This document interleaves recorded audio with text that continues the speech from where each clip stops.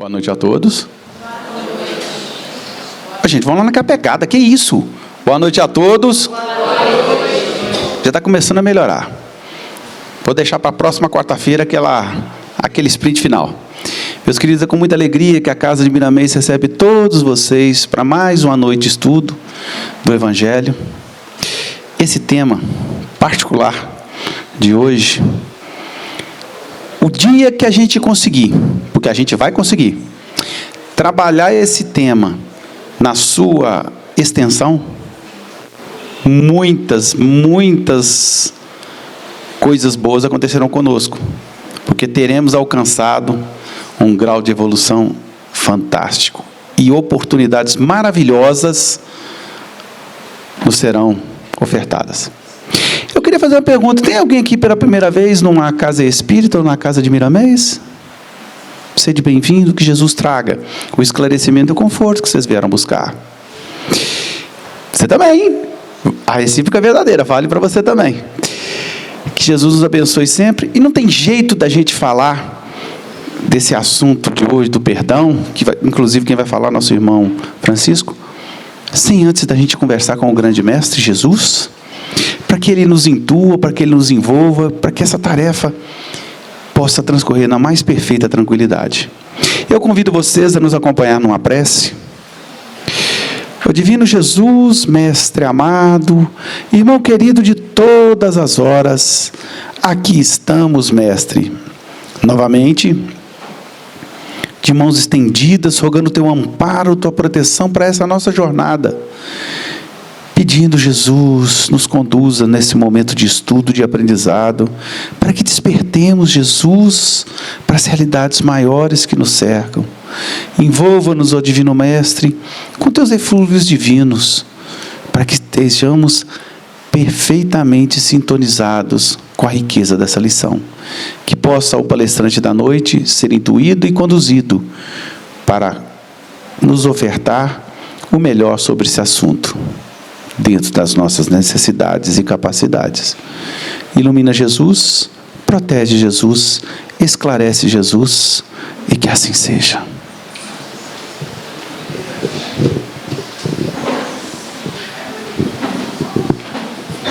Aumentar o volume só um pouquinho, tá? Tá bom.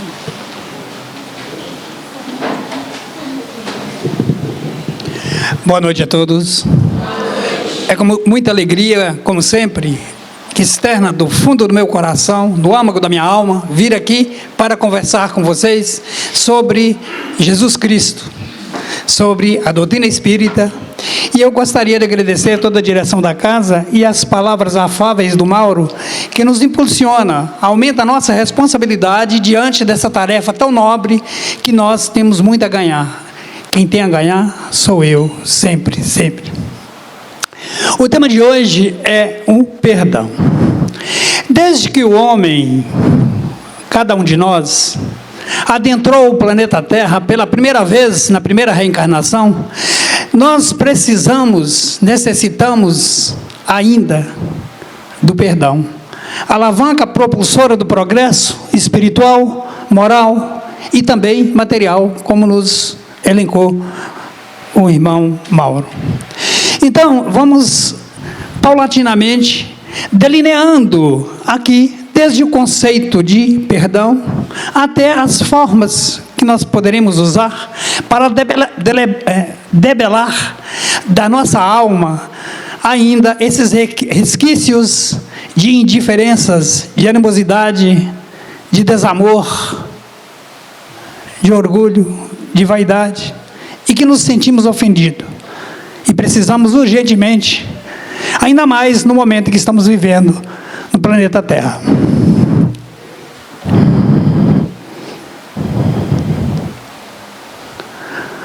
Jesus, quando foi alçado aos braços da cruz, quando ele fez aquela trajetória lá do pretório, onde ficava a sede do governo romano, que ele foi condenado a carregar a sua cruz até o Gólgota para ser crucificado, ele naquele momento, ele então sentiu que realmente nós precisávamos muito do perdão ainda. Ele já sabia Mas aí, ele deixou as suas últimas palavras, alçado aos braços da cruz, para erguer os olhos aos céus e dizer do fundo da sua alma divina: perdoai-os, ó Pai, porque eles não sabem o que fazem. A gente emociona ao repetir essas palavras, que ainda ecoam no fundo da nossa alma, porque quer sim ou quer não, elas estão gravadas no nosso subconsciente, a nos chamar: perdoem, meus filhos, uns aos outros, para que o Pai Celestial vos perdoe as vossas faltas. Pai, perdoai-lhes, pois não sabem o que estão fazendo. Naquele momento, os soldados despiram Jesus e fizeram um sorteio entre eles das vestes de Jesus. E naquela algazarra, inconsciente, sem saber o que faziam, dividiu a túnica de Jesus em pedaços entre si. É só um dado.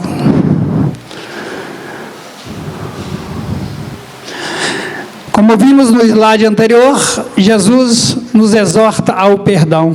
Primeiro ato de Jesus, quando ele chegou ao Gólgota, foi erguer os olhos aos céus e consumar a sua passagem pelo planeta Terra, depois de vilipendiado, cuspido, depois de humilhado, depois de colocado entre dois ladrões, e ainda assim, ele os perdoou a todos.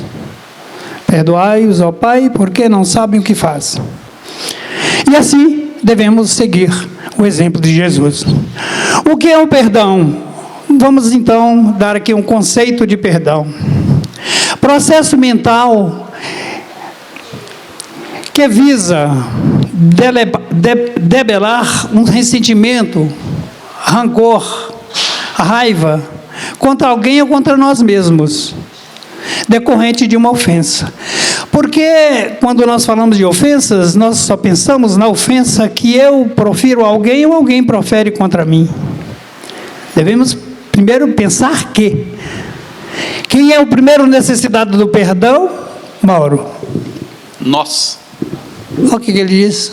Ele não falou eu, ele disse nós. Que maravilha, nós precisamos do perdão. Porque o perdão é a chave que nos liberta da cadeia de trevas.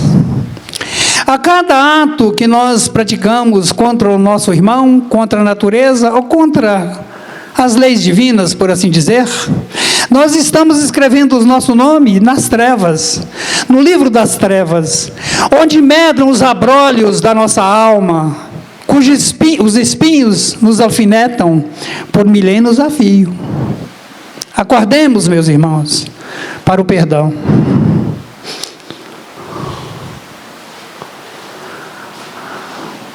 O perdão é a chave que nos liberta da cadeia de trevas, como eu disse. Ficou pequenininho porque o operador aqui é muito ruim, ele é analfabeto de pai e mãe.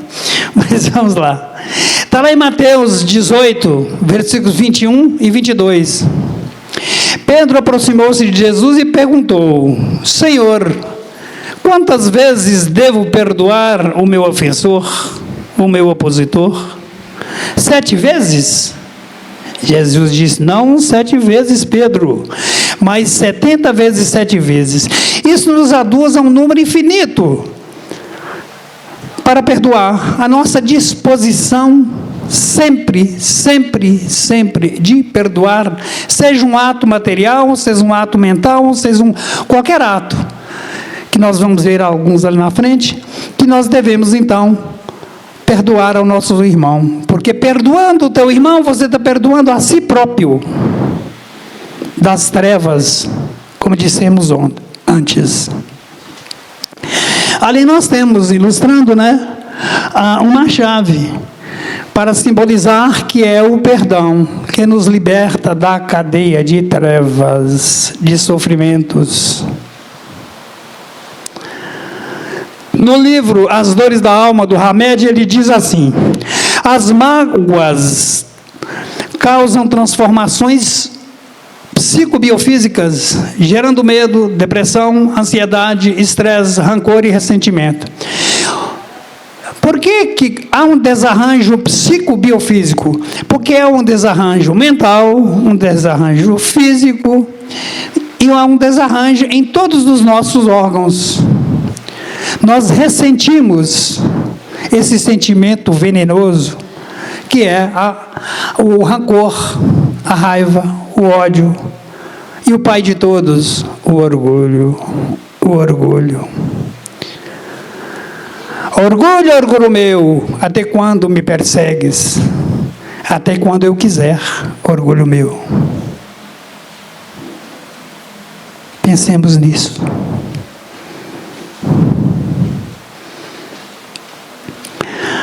A falta de perdão gera ressentimento, esse sentimento terrível. Olha uma pessoa ressentida como ela fica, acabrunhada, macambúzia, triste, ressentida, o próprio nome já indica. Ele mergulha nas fossas abismais da depressão, da tristeza, causando uma devassa nos nossos órgãos físicos. Porque os sentimentos, como diz Emmanuel, é o solo onde estão todos as nossas agruras, os nossos sofrimentos. Está no solo dos nossos sentimentos. E um sentimento mal resolvido, ele causa um desarranjo muito grande, psico-biofísico, com certeza. Porque os nossos sentimentos, eles são os nossos ressentimentos, eles são refletidos nos nossos órgãos, no fígado, no pâncreas e por aí vai. Nós sabemos disso. Isso é provado cientificamente, como vamos ver na frente. Disposição para perdoar, renúncia, renunciar sempre, renunciar às minhas preferências, renunciar às minhas colocações diante de um fato, diante de um conhecimento, ainda que me pertence o seu domínio, e que se alguém me opõe, eu devo calar, não impor a minha verdade, diante mesmo daquilo que eu tenho certeza que é uma verdade que eu sei. Eu tenho que perdoar a pessoa porque não sabe o que fala, ou o que sabe, ou o que faz, melhor dizendo. Disposição para perdoar requer esforço para praticá-la, praticar a renúncia. Autossuperação, desprendimento, humildade. Chico Xavier nos ensinou. E ela era o símbolo da... Ninguém falou. Vou recorrer aqui aos universitários. A humildade, né? Senhora? Símbolo do amor e da fé. O amor da fé e da humildade, acima de tudo.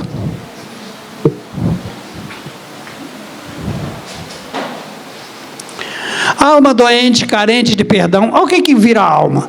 Vocês já ouviram falar, alguém aí, dos bólitos, dos espíritos que vão criando uma forma perispiritual? Porque alguém pode dizer assim, Francisco, mas o espírito não toma forma. Sim, ele toma forma através do seu perispírito. Está certo? Então, ele vai ficando mergulhado no ódio, no rancor, no orgulho, no ressentimento, na vingança, e acaba se transformando. Olha como é que fica. Ele é um espírito. Nós estamos vendo porque ele materializou, segundo o seu mundo mental, segundo aquilo que ele mesmo criou. Terrível, não? Uma palavra nos liberta de todo o peso e da dor da vida. Essa palavra é amor. Sófocles, 460 anos de Cristo, lá na Grécia, o filósofo. O reflexo de todos os nossos ressentimentos, eles estão sempre no nosso plexo solar. É um chakra. Alguém já ouviu falar em chakra? Chakras são centros de força. Chakras são os centros que nós temos de força no nosso perispírito, correspondendo a cada órgão do nosso corpo físico. E esse o qual nós estamos tratando é no plexo solar, aqui na região do umbigo. Então, esses ressentimentos todos que nós temos, é onde retemos essas energias deletérias, densas, as emoções venenosas, raiva, mágoa, medo, tristeza, angústia, rancor, ansiedade e vingança. Olha que tristeza, nós ainda somos portadores desses adjetivos.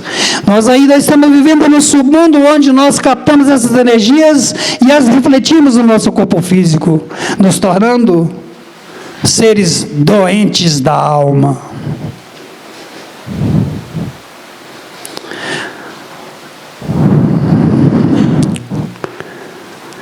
Jesus disse: pois se perdoarem as ofensas uns dos outros, o Pai Celestial também perdoará a vocês. Mas se não perdoarem uns aos outros, o Pai Celestial não perdoará as ofensas de vocês. Mateus 6, 14 e 15.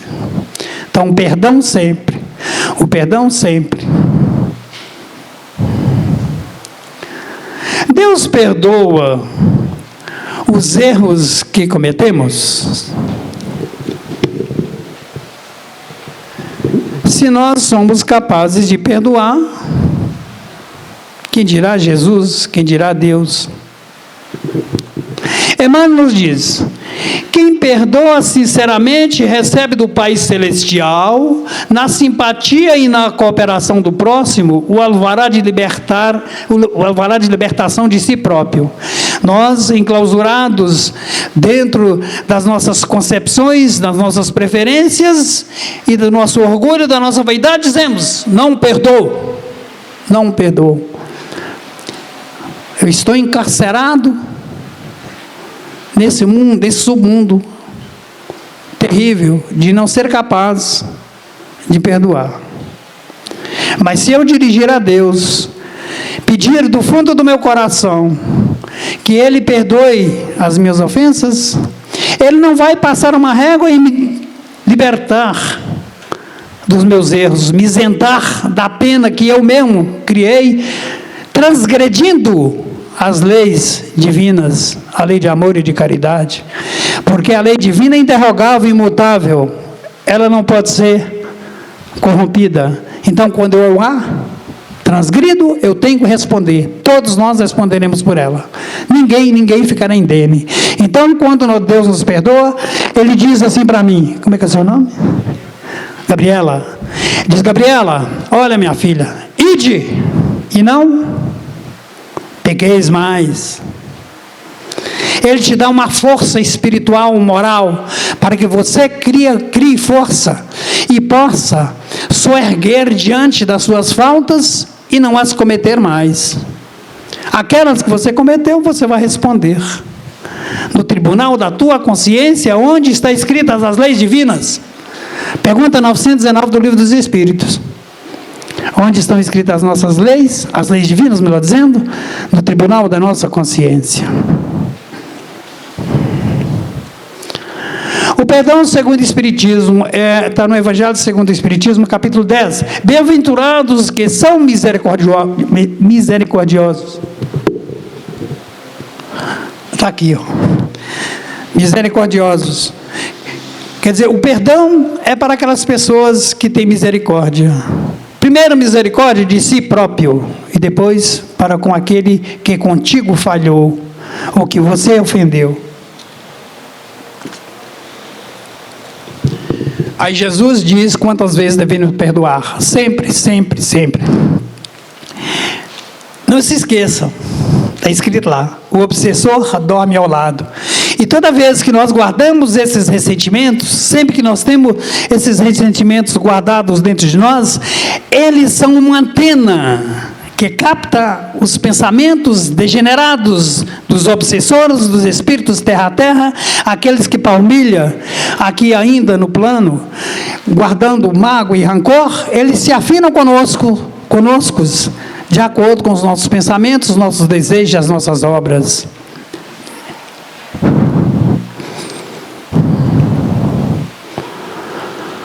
As mágoas e suas consequências. Aqui já vamos tratar de uma assertiva científica comprovada, não só por esse cientista, mas por outras universidades que têm pesquisado sobre os efeitos do perdão no nosso psiquismo, no nosso cérebro. Olha o que ele diz. O Fred Luskin diz, no livro O Poder do Perdão, que ele escreveu, ao guardar mágoa, o cérebro se sente em perigo. Olha só. O cérebro, ao guardar mágoa, se sente em perigo. O cérebro, assim, ele produz toxinas na ilusão de autodefender-se. Por que ele guarda essas toxinas? Porque ele quer defender-se de uma injusta agressão. E ele cria no cérebro, né? O cérebro cria um sistema de defesa, fabricando hormônios da raiva, do rancor e da mágoa. Não é interessante? Isso é comprovado cientificamente. Aos 3 macaquinhos, ver, ouvir e calar. A indignação causa ressentimento. Indignação, raiva, desprezo, frustração ao sentir-se ofendido. Quantas vezes que nós sentimos, às vezes, ofendidos por uma coisa talvez muito simples, que às vezes nós poderíamos calar. Eu costumo dizer, estou trabalhando isso, a minha atitude, o meu modus operandi, não serve de exemplo para ninguém. Mas eu criei uma frase, até falei para minha irmã, o meu silêncio é a minha paz. Em muitas circunstâncias nós temos que calar, ver, ouvir e calar, igual os macaquinhos. Porque, assim fazendo, nós estamos usando de indulgência para conosco mesmos e para com os nossos irmãos, aqueles que nos ladeiam nas labutas do dia a dia, dentro de casa e fora dela. Então, é muito interessante. Tem um caso interessante que eu poderia contar aqui rapidamente, de Mahatma Gandhi. Vocês já ouviram falar no Mahatma Gandhi, aquele presidente indiano? E a Índia era ainda uma colônia britânica e vivia sob o jugo. Então, ele deu a ordem para os seus soldados não brigarem, vencer a guerra pela não violência. E ele diz, quando os soldados britânicos entraram aqui na Índia para nos massacrar, vocês deponham as armas, deitem no chão e deixem eles passarem. O general falou, o senhor ficou doido, Gandhi, como é que vai vencer uma guerra com a não violência? Não há como. Ele disse, sim, façam isso, e venceram a guerra. Depois que venceram a guerra, vocês sabem que a mídia, ela vive de fundos de reportagem, vive daquilo que é a desgraça dos outros, né? É assim que eles vivem, tanto divulga o bem como o mal, né? Então eles chegaram para Gandhi e disseram assim para ele, Gandhi, você perdoa o seu inimigo? Ele disse, não. Eles estavam referindo à Inglaterra, porque ele havia vencido a guerra pela não violência. Aí o repórter falou, opa, amanhã eu vou colocar no jornal, Gandhi, o homem é o símbolo da paz e não perdoa. E o repórter perguntou, para completar a sua pergunta ladina, a sua armadilha, e disse, por quê? Ele disse, meu filho, porque ninguém me perdoa, desculpe, porque ninguém me ofende. Como diz nosso irmão aqui na entrada, né, da nossa fala, que o dia que nós tivermos essa capacidade de perdoar sempre, é o que o Gandhi nos ensinou. Está inteiramente ligado ao perdão, à reencarnação e seus fundamentos. Isso aqui foi um tema de uma palestra que eu fiz. Mas eu coloquei o slide só para nós falarmos sobre ela. Você sabia em que se funda o dogma da reencarnação? Sim, sabemos, na evolução. E a evolução sem perdão, meu caro Mauro? Jamais, jamais. Não há como perdoar, não há como. evoluir espiritualmente, materialmente, em todos os sentidos da existência humana, sem o perdão, porque ainda estamos sob esses efeitos danosos desses sentimentos terríveis de egoísmo, raiva, rancor e vai por aí afora. Outra palestra que eu fiz, provas e expiações, está inteiramente ligada ao perdão. Porque quando nós reencarnamos, nós escolhemos as nossas provas diante das nossas falhas. E para cumprir, assim, as nossas provas e expiações, nós precisamos de perdoar. O perdão é a alavanca, é a chave que nos liberta da cadeia de trevas. Por isso, porque sem ele, como que nós vamos atingir um grau de consciência? Como é que nós vamos escalar a escada de Jacó para chegar ao céu? Isso é uma metáfora, viu, gente? Claro.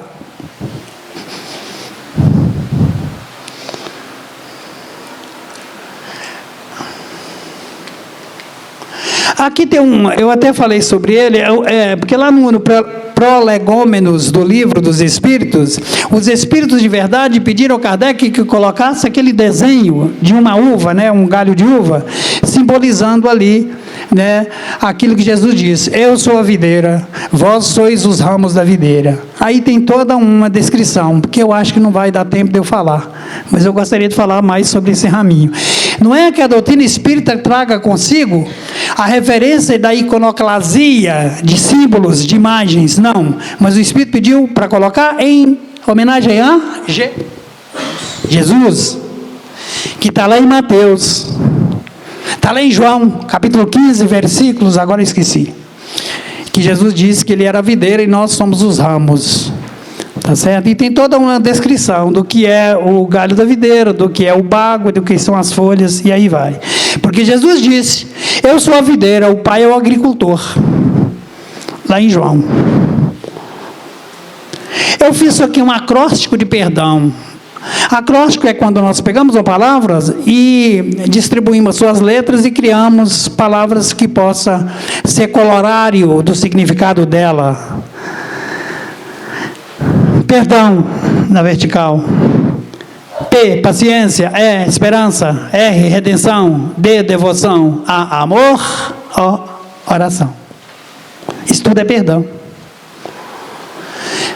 Jesus disse no Pai Nosso: perdoai, Pai. Né? Não é perdoai, Pai. Eu estou viajando aqui. É o seguinte, lá quando ele diz: perdoai as nossas ofensas, assim como nós perdoamos aquele que nos tem ofendido. Sempre Jesus trata do perdão. E quando Jesus nos exorta a perdoar, ele está dizendo que nós estamos perdoando a nós mesmos, primeiramente. Então, lá no Pai Nosso, muito lindo, né?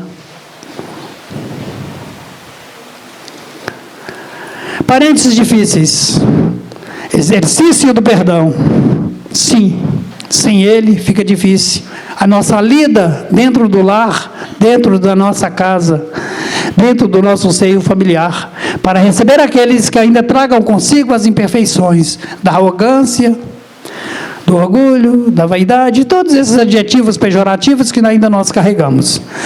Os problemas mais difíceis de redenção de nossas vidas se encontram em nossos lares, familiares difíceis, incompreensíveis e revoltados, suportando e compreendendo e perdoando-os, pois são também os fatores que mais nos fazem evoluir.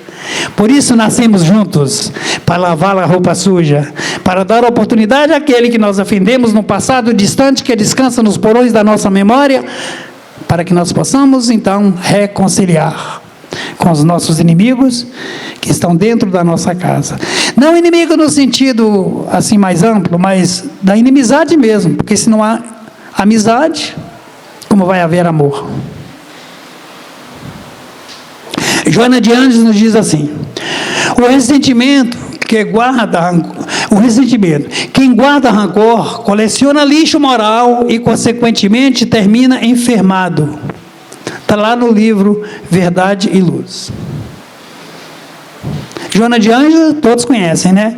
A mentora do nosso irmão, como é que é o nome dele? Esqueci o nome agora. Divaldo Pereira o quê? Franco, tá bom. Paulo de Tarso, ele fala do auto perdão. O que é o auto perdão? Aqui, ó. Paulo de Tarso, um exemplo de transformação moral. Auto perdão, está lá em Coríntios 1, versículo 13. Está lá na primeira carta de Paulo aos Coríntios, versículo 13. Puxa, a vida hoje está mal. Está lá na primeira carta aos Coríntios, no capítulo 13, versículo 4. Agora acertei. Pedro 4, 8, 11. O amor sobre uma multidão de pecados. O Pedro disse, o amor cobre a multidão de pecados. Tá certo? E o que tem a ver aqui o Paulo de Tarso? Paulo, quando caminhava para Damasco em busca de capturar os cristãos que na época eram perseguidos pelos judeus e pelo Império Romano, Jesus aparece para ele e diz: como é que é? Você me ajuda? Eu esqueci o que eu estava falando. Saulo, Saulo, por que me persegues? Porque o nome dele era Saulo, não era? Era. Então. E aí, então, Saulo cai de joelhos, perde a visão, devido à luz resplandecente da infinidade dos raios divinos, do amor de Jesus, transformados em luz. E Jesus diz: Saulo, vai até Damasco e procura Ananias e ele vai te curar. E curou. Então Pedro, naquele momento, ele não olhou a multidão de pecados dele, ele auto se perdoou. E o que ele fez? Seguiu a sua trajetória de vida, a sua caminhada, sem olhar para trás. Isso que devemos fazer, nos perdoar. Então ele é um exemplo de auto-perdão. Ele que havia praticado várias atrocidades contra os cristãos, com a sua espada afiada, na posição de um homem do exército de Israel, que perseguia os cristãos.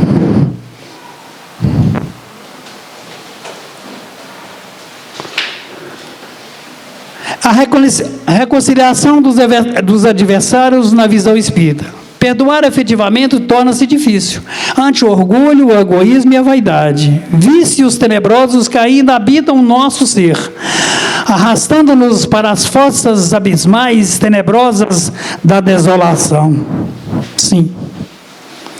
O perdão nós devemos conceder e receber daqueles que palmilham conosco na carne ainda aqui no planeta Terra e aos que já partiram, porque a indiferença, a raiva, o rancor, ele parte com o espírito. Seu coração está onde está o seu? Ou melhor, o seu tesouro está onde? Está o seu coração.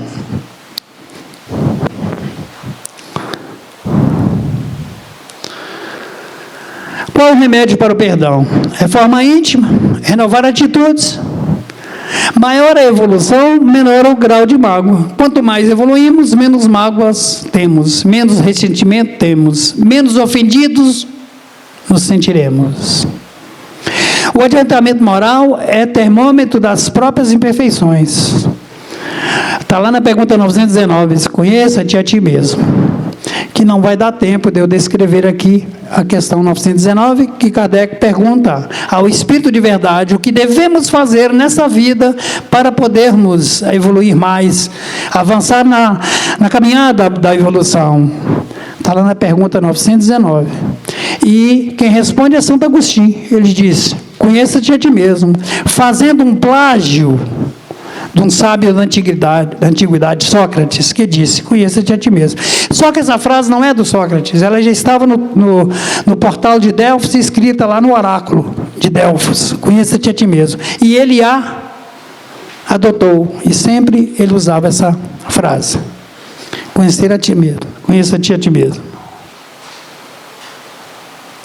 Se alguém vos bater uma face, ofereça-lhe também a outra. Ouviste que foi dito, olho por olho, dente por dente. Aí Jesus está dizendo que ouviste o que foi dito. Ele está falando para a comunidade judaica. Vocês ouviram de Moisés, daquele que vos ensinou. Ouviste que foi dito, olho por olho, dente por dente. A lei de Talião. Arrancou o olho de alguém, Esse alguém tem o direito de arrancar o olho do outro. Terrível. Mas valia para a sociedade bárbara da época. Eles não conheciam ainda os princípios da doutrina espírita, do amor e da caridade na sua essência. Não. E do perdão. Eu, porém, vos digo. Quem disse isso? Jesus reformulando o ensinamento que os judeus haviam recebido. Eu, porém, vos digo, não resistais ao mal que vos queiram fazer. O que é não resistir ao mal?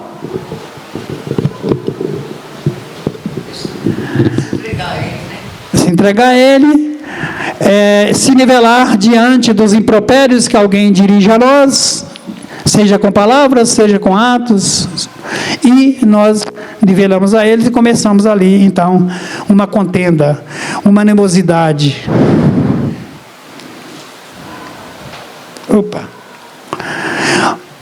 Os inimigos desencarnados, a morte separa da presença física o inimigo, porém os desafetos continuam no plano espiritual. É uma pequena lembrança, simplesmente.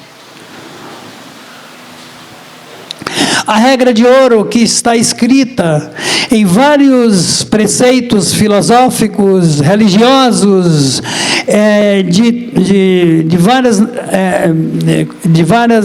civilizações, desde as antigas até o presente momento. Esse preceito aí, ó. Faça aos outros o que você queira que eles lhe façam. Ética da reciprocidade, regra áurea, presente em todas as doutrinas que Jesus nos ensinou.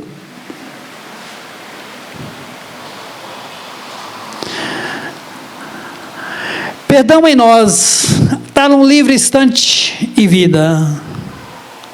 Desculpar, perdoar, impropérios do cotidiano, do dia a dia que nós deparamos com o relacionamento com os nossos irmãos na caminhada, tanto no lar, no emprego, no serviço, na sociedade, por onde andemos. Então nós temos que perdoar. A observação maliciosa. A pessoa observa o outro e faz um pré-julgamento e lança um libelo condenatório. A reverência pejorativa, degrinindo a imagem do outro. O apelo sem resposta. Você pede a alguém algo que ele faça em favor e ele lhe nega. Perdoa sempre. A gentileza recusada. Eu estou sentado nessa cadeira e a senhora quer me ajudar a levantar. E eu recuso. E no ato de grosseria, eu recuso. A gentileza. Mas não devemos levar em consideração. Perdoar sempre. O benefício é esquecido. Você faz um bem a alguém, alguém esquece. Deixa para lá. O gesto áspero de alguém para contigo. A voz agressiva. O sorriso escarnecedor de deboche. O apontamento irônico. Ele quer teologia, mas no fundo ele está te criticando. A indiscrição comprometedora, o conceito deprimente, a acusação injusta, a exigência descabida, exigir de alguém, de você, algo que está fora do seu alcance. Desculpe aquela pessoa. A exigência descabida, a omissão injustificável, aquele que omite diante de uma obrigação que não cumpre para com você, deixa para lá. O comentário maledicente, a desfeita inesperada, o menosprezo em família, o recado impiedoso.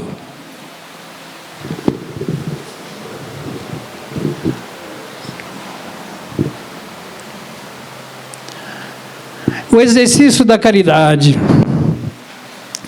Pelo perdão, é luz para o espírito. Como o oxigênio é para o corpo físico.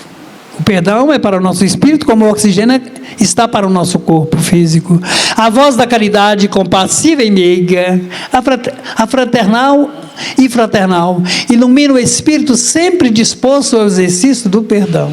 Sempre que nós abrimos as janelas do nosso coração para perdoar, ele enche de luzes que vêm do arcano universal do bem, das correntes divinas que emanam do pensamento de Jesus e nos invade a alma. E assim, perdoando, nós teremos sempre mais disposição para o perdão. Sim, sim. Às vezes, por modismo ou por cultura, nós criamos em nós uma resistência para perdoar. Não levo desaforo para casa. Não, eu não mereço isso. Não, isso que ele falou de mim, eu não mereço. Eu sou uma pessoa que eu faço sempre o bem e não admito que façam isso comigo. Esqueçam isso. Silenciem, reflitam e abram as portas e as janelas do coração para receber os eflúvios divinos que vêm da mente de Jesus. E você fortalecerá sempre o seu espírito, os seus órgãos e a sua atmosfera espiritual resplandecerá. E aquele que está do seu lado, que estiver ali com rancor, com raiva, não perdoando, ele vai receber essa luz. E não é uma sementinha que você semeia. Olha a parábola do semeador. Essa semente pode não cair em terreno fértil, que é a emanação do seu pensamento e disposição de perdoar, mas ela contagia o outro. Isso chama contaminação vibratória. O seu íntimo recebe isso. Lá na frente, sem querer, você desperta. Acho que eu devo perdoar aquele camarada. Deixa para lá. Aquela sementinha frutificou.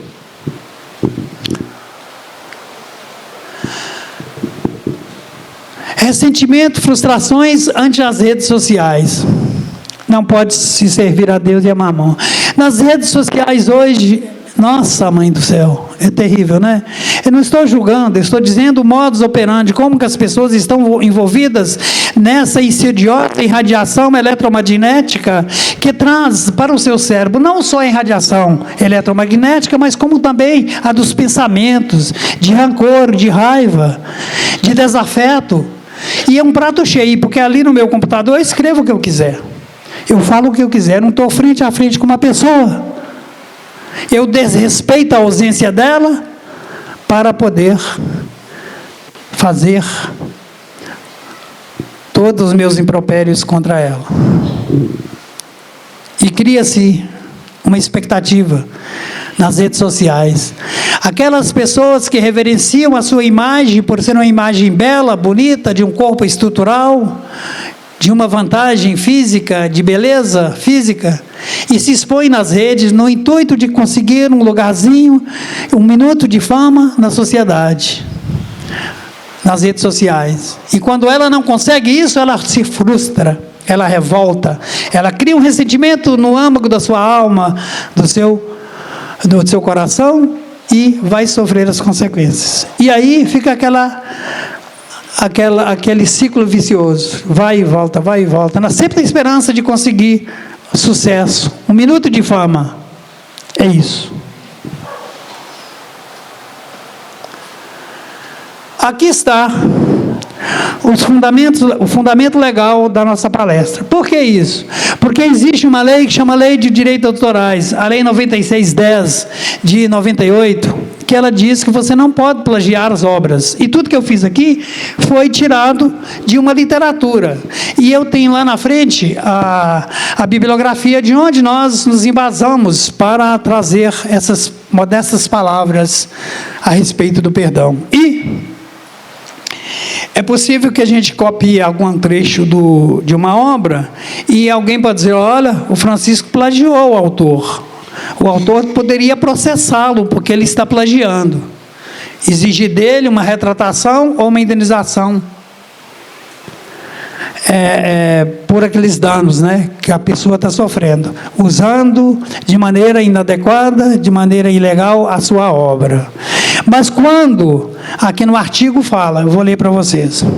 Artigo 46, não constitui ofensa aos direitos autorais. Não constitui ofensa aos direitos autorais. A reprodução em um só exemplar de pequenos trechos para uso privado do copista, desde que é feita por mim, sem intuito de lucro. Eu não estou cobrando pela palestra, eu não estou aqui fazendo um comércio. Então, é perfeitamente possível fazer essas cópias. Porque a obra literária, ela pertence ao artista, mas ela é de utilidade pública também. Eu estou falando agora na área do direito, que é a minha área também. Então, é isso. Voltou? Cadê a bibliografia? Eu tenho aqui uma... Acho que dá para falar. Com licença, eu vou fechar.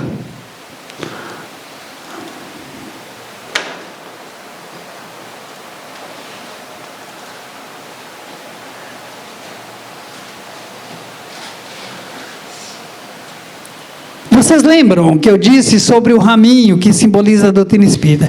E ele tem um significado muito profundo. Porque se não fosse assim, esse desenho não teria entrado nos prolegômenos do Livro dos Espíritos. Se não for assim, ele não teria, né, lugar, porque foi colocado pelos Espíritos, pelo Espírito de verdade. Então, eu tomei o cuidado de imprimir aqui, e vamos ler. Está lá em João 15, versículo 1 a 6. A videira. Jesus disse: eu sou a videira verdadeira e o meu Pai o lavrador. Todos os ramos que não dão uvas, não dão frutos, Ele corta, embora eles estejam em mim. Mas os ramos que dão uvas, Ele poda, a fim de que fiquem limpos e deem mais uvas ainda. Vocês já estão limpos por meio dos ensinamentos de que eu tenho dado. Então, Jesus fez essa referência, está lá. Porém, fazendo alusão a essa passagem de João, o Espírito de verdade tomou o cuidado de abrir o Livro dos Espíritos nos seus prolegômenos, colocando esse símbolo para referenciar a Jesus. Muita gente não sabe. E eu gosto de trazer essas curiosidades, porque quando a gente vê, a gente lembra, fala, poxa, engraçado, isso aqui tem um significado sim. Aí alguém mais ladino, mais esperto, que tem um senso crítico mais aguçado, vai dizer, ora, mas a doutrina espírita, ela não é iconoclasta, ela não reverencia ícones, ela não guarda consigo símbolos, imagens, não, claro que não, mas isso aqui não é para isso aqui é para reverenciar Jesus. Lá diz o Espírito de verdade para o Kardec, no Livro dos Espíritos, nos prolegômenos, o ramo da videira. O ramo da videira é por minha conta. Porás no cabeçalho do livro a cepa que desenhamos. A cepa é esse ramo. Porque é o emblema do trabalho do Criador. Aí se acham reunidos todos os princípios materiais que melhor podem representar o corpo e o espírito. Olha aí, está vendo? Ele significa o corpo e o espírito. O corpo é a cepa, o espírito é o licor. Jesus não usou sempre o vinho para simbolizar o seu sangue? Tomai e bebei todos vós, pois esse é o cálice do meu sangue, que é dado para a nova e eterna aliança. O que é a aliança? De nós com Deus. Não é assim que é usado na homilia da igreja, lá da missa? O corpo é a cepa, o espírito é o licor. A alma, o espírito ligado à matéria, é o bago, é o carocinho lá da uva. O homem, a quintessência, o espírito pelo trabalho, e tu sabes que só mediante o trabalho do corpo, o espírito adquire conhecimentos. Então ali está a união do corpo e do espírito para o labor do dia a dia, para o progresso tanto material como espiritual. É a lei do trabalho, que tem inclusive a lei do trabalho, né? Que simboliza também. Então vejam que ali não é uma interpretação, assim vamos dizer, aleatória desse símbolo, não. Ele é profundo, ele diz muito. E a imagem, muitas vezes, falam muito mais que 1000 palavras. representação gráfica, ela é uma representação gráfica do trabalho da divindade. É composto de 2 elementos básicos, dos quais resulta o fruto. Ó, a união de um com o outro resulta o fruto. Olha aí. Está vendo? A cepa, isto é, o ramo da parreira da qual brotam os frutos, significa o princípio material, que gera os corpos físicos. O segundo elemento, a seiva, o líquido, a essência do vinho, significa o princípio espiritual. A união desses 2 elementos brota o bago, a uva, que significa a alma, isto é, o espírito encarnado. Muito significativo, não? E aí, aqueles que têm um senso de criação mais aguçado, pode escrever um livro sobre esse raminho aí.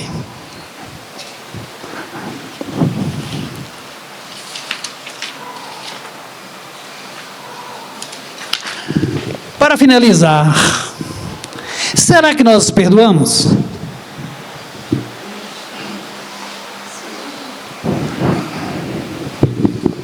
Efetivamente? Bom, nós passamos num momento crucial da vida terrena do planeta. E todos aí já deduziram da minha colocação de que nós estamos numa travessia do planeta de expiação e provas para a regeneração.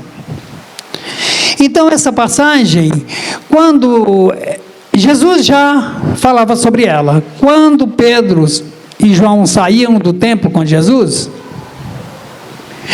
Pedro olhou para aquela beleza resplandecente do sol que beijava os seus raios as vidraças de Jerusalém, e Pedro disse: Senhor, olha que belas paisagens.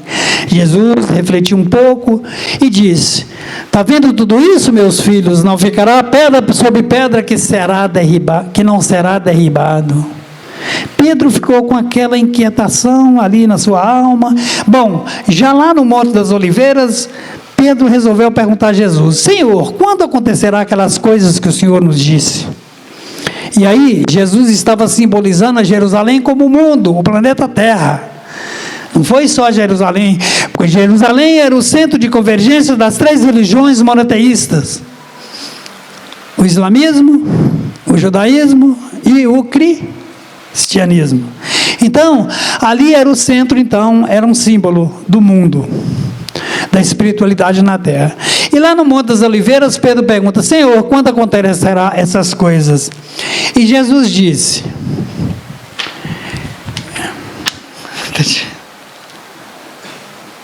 não ficará sobre Pedro quando Jesus disse assim: olha, Pedro, no final dos tempos haverão falsos cristos e falsos profetas. Uns dirão: eu sou o Cristo. Outros dirão: ele está aqui. Tudo isso são falsos profetas em meu nome. No final dos tempos, meus filhos, haverão guerras e rumores de guerras, ranger de dentes, fome. Levantará nação contra nação. Levantará então pai contra filho e filho contra pai. Haverá na consciência humana uma revolução muito grande da tecnologia, do conhecimento científico, mas que não saberão usar. E que tudo isso poderá reverter contra si próprios, se não souberem usar. Então, lá no Apocalipse de João, realmente, lá quando você olha naquele simbolismo do Apocalipse, ele diz sobre o final dos tempos, que Jesus disse. E Jesus disse: passarão as minhas palavras? Não. Passarão o céu e a terra, mas não passarão as minhas palavras. Em verdade eu vos digo que os tempos são chegados. E ele diz: quando o meu evangelho for pregado, for ensinado nos 4 quadrantes da terra, a todos os povos, aí sim é chegado o fim. Aí Jesus disse, aí Pedro logo pergunta: mas e uma data final? Ele disse: não sabem os anjos do céu, não sabem o seu filho, eu, o filho do homem, só o Pai o saberá o momento em que tudo isso acontecerá efetivamente. Mas que está acontecendo, claro, né? Mas o momento final nós não sabemos dessa transição. Então, por isso que eu trouxe. O que tem a ver isso com o perdão? Tem pelo seguinte, depois Jesus imediatamente após a tribulação daqueles dias, o sol escurecerá, e a lua não dará sua luz, as estrelas cairão dos céus, e os poderes celestiais serão abalados. Então aparecerá no céu o sinal do Filho de Deus, do Filho do Homem. E todos os povos da terra se levantarão e o verão, vindo sobre as nuvens do céu, com poder e glória que lhe é conferido pelo Pai. Não passará essa geração até que todas essas coisas aconteçam. Os céus e a terra passarão, mas as minhas palavras jamais passarão. O dia e a hora ninguém sabe, nem os anjos dos céus, nem um filho, senão o Pai, como foi nos dias de Noé. Na época do dilúvio, ninguém acreditava que a terra seria invadida pelas águas das chuvas de 40 dias. Mas Noé, que foi um homem escolhido, acreditou, fez um barco e salvou alguns animais, né? Como vocês sabem. E depois voltou a bonança depois da tempestade.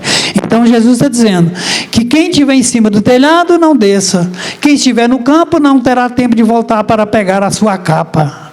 Então, diante disso, desse alerta de Jesus, é a hora de nós perdoarmos. A hora é agora. Até que eu coloquei aqui no título dessa que eu escrevi, a hora do perdão urge. Mateus 24, 3, 46. Está tudo escrito isso lá. Mateus, capítulo 24, versículo 3 a 46. Muito interessante. Então nós temos que buscar no fundo da nossa alma hoje, refletir sobre isso. Temos falado incessantemente sobre a transição planetária. E essa transição planetária requer de nós,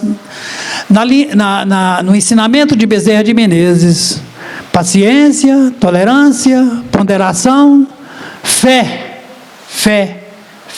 e trabalho. Porque todos nós fomos chamados, nós somos os trabalhadores da última hora. Lancemos mão no arado e vamos cultivar o âmago da nossa alma, dissipando todas as trevas dos nossos pecados, perdoando, fazendo uma reforma íntima, pensamentos mais claros, mais realinos, para direcionar as nossas vidas. Isso em onde quer que estejamos, no trabalho, na igreja, na rua, no divertimento, nas horas mais íntimas da nossa vida, temos que pensar sobre isso. Sim, sempre. E nós já caminhamos para o final e queremos agradecer a todos pela tolerância, pela paciência da nossa modesta colocação. Esperamos em breve estar aqui novamente para trabalharmos os conteúdos que nos são passados pela doutrina espírita. Lembrando sempre, perdoar sempre. Primeiro a nós e aos nossos irmãos. Obrigado por tudo. Que Deus nos abençoe hoje e sempre.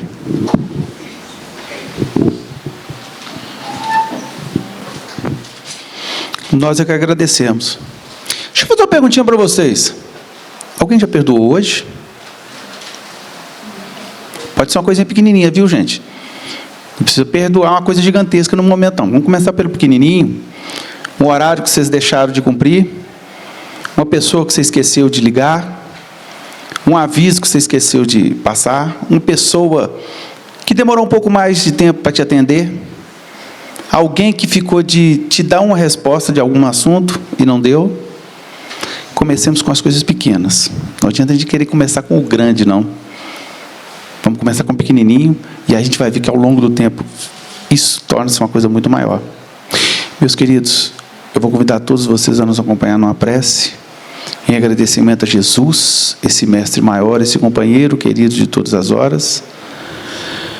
Oh Jesus, mestre querido, irmão maior, agradecemos, Jesus, pela bênção, pela oportunidade de refletirmos, Jesus, sob os teus sábios ensinamentos. E te rogamos, Jesus, que eles nos conduzam, nos orientem, funcionem realmente como a bússola moral de que tanto necessitamos, nesse mundo de tantas transformações, de tantas mudanças, mas que possamos, Jesus, nos permanecer firmes na convicção dos teus exemplos. Jesus, rogamos que ampare a toda a humanidade sofredora, sejam elas as provas das mais diversas condições. Socorre principalmente, Jesus, aqueles que estão em desespero, sem a mínima condição de levar o pensamento a Ti, Jesus. Tende misericórdia, que Tua mão amiga possa sempre visitar todos os lares, abençoando, trazendo a paz e a serenidade de que tanto necessitamos. Que Tua paz seja conosco, Divino Mestre Jesus, hoje, agora e por todo sempre, e que assim seja. Meus irmãos, aqueles que desejarem tomar um passe, por favor, formem uma fila à direita, e nós pedimos a caridade do silêncio. Vão com Deus e paz profunda a todos.